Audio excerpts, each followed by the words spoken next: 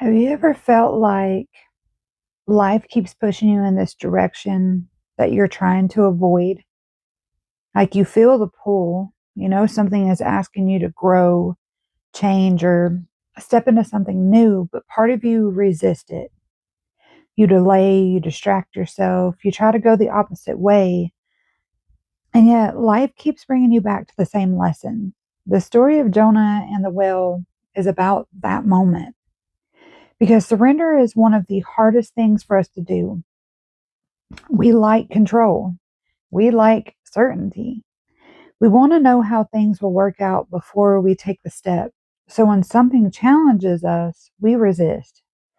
You might have felt this before. You avoid a difficult conversation, or you say something that no longer fits. You ignore a calling that feels uncomfortable. And at first, it feels like you're avoiding the problem. But eventually, life finds a way to bring the lesson back.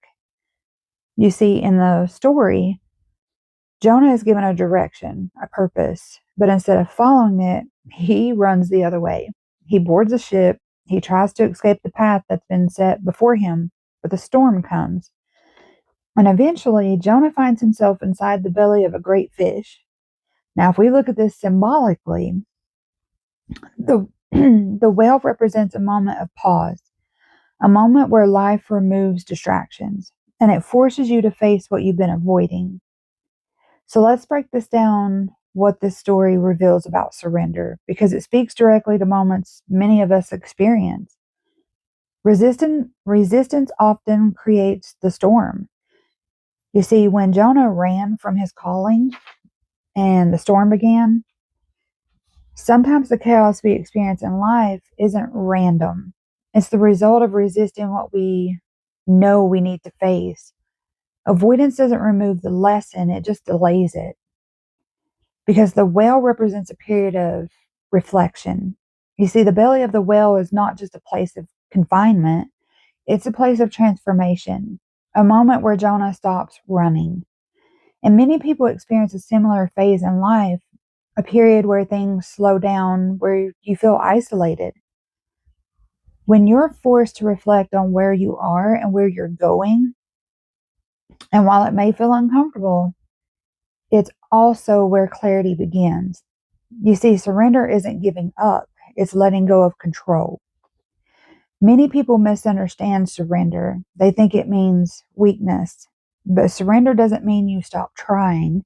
It means you stop fighting what is meant to guide you. You release the need to control every outcome, and instead you begin to trust the process. Because growth often begins when you stop running. You see, the turning point in Jonah's story happens when he accepts where he is, when he stops trying to escape. And the same thing happens in our lives. When we finally face the lesson, everything begins to shift. You see, the path you avoid may be the one that leads you to your purpose.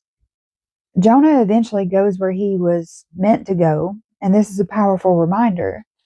Sometimes the path we resist the most is the one that leads us toward our growth, toward our purpose, toward the next step of our journey.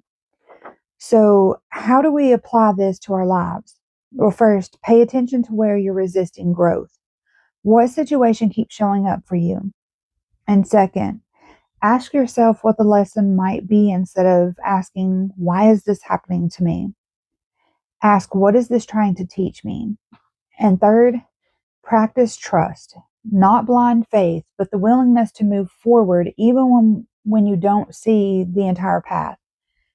Because surrender is not about losing control. It's about aligning with what's meant to guide you. You see, the story of Jonah and the whale reminds us that running from our path doesn't erase it.